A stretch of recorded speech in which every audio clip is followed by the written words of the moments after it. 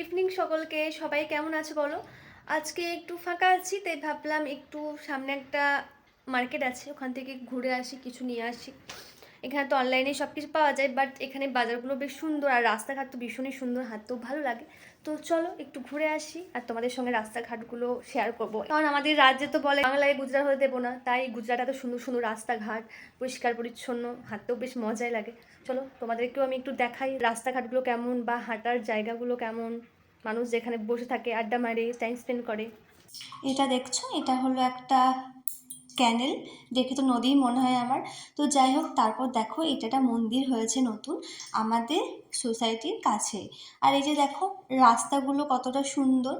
তো আর এই দেখো আমি কি সুন্দর একটা ফুল পেয়েছি। তোমরা কি জানো ফুলটার কি নাম? এখানে রাস্তায় পড়ে আছে।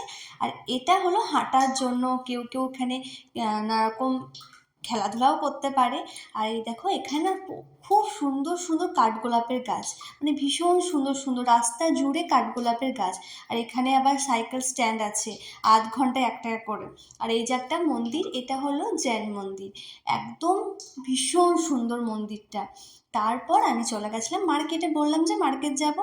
তো মার্কেট গেছিলাম, এটা আমার সোসাইটি থেকে খুবই কাছে, আর মার্কেটটাও ভীষণ সুন্দর, সব কিছুই পাওয়া যায়। তারপর আমি চলে গেলাম, কিন্তু আমাদের এই সোসাইটির পাশেই হচ্ছে রাম মন্দির।